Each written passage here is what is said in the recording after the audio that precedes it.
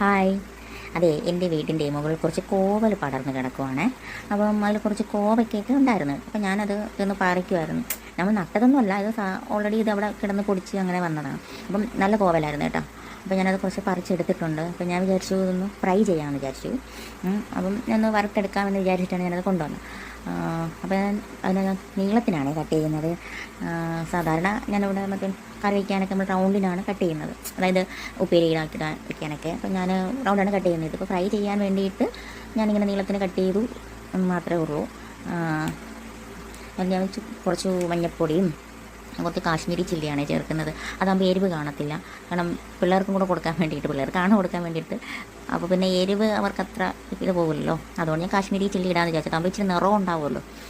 പിന്നെ കുറച്ച് കുരുമുളക് പൊടി, കുറച്ച് ഉപ്പ്, ആവശ്യത്തിന് ഉപ്പ്, ഇത്രയും കൂടെ ചേർത്ത് നന്നായിട്ടൊന്ന് മിക്സ് ചെയ്ത്, നമ്മൾ കോവയ്ക്കയും കൂടി ഇട്ട് നന്നായിട്ടൊന്ന് മിക്സ് ചെയ്ത് നല്ല രീതിയിലൊന്ന് മിക്സ് ചെയ്ത് വെക്കണം. വേറെ പൊടികളൊന്നും ഞാൻ ചേർത്തിട്ടില്ല കേട്ടോ, ഇത്ര മാത്രമേ ഞാൻ ചേർത്തുള്ളൂ. സാധാരണ ഞാനിവിടെ നമ്മുടെ വെളുത്തുള്ളി ചതച്ച് ചേർക്കും എന്ത് ഫ്രൈ ചെയ്താലും. പക്ഷേ ഇത് ഞാൻ അങ്ങനെ ചേർത്തില്ല.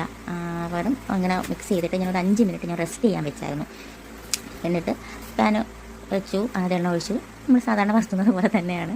ഞാനതിങ്ങനെ എണ്ണപ്പടിക്ക് വെച്ചു. പിന്നെ ഞാൻ വെച്ചാൽ എന്തായാലും നടക്കത്തില്ല, മൊത്തത്തിൽ അങ്ങ് ഇട്ടിട്ട് അതങ്ങ് നിരത്തി വെച്ചാൽ മതിയല്ലോ എന്ന് വിചാരിച്ച് അതിനകത്തോട്ടിട്ടു. എന്നിട്ട് ഞാൻ കുറച്ച് നേരം അടച്ച് വെച്ചായിരുന്നു. ഒരു 2-3 മിനിറ്റ് ഞാൻ അടച്ച് വെച്ച് ഒന്ന് ഫ്രൈ ചെയ്തായിരുന്നേ. അത് ഞാൻ എടുക്കാൻ വിട്ടുപോയതാണ് കേട്ടോ.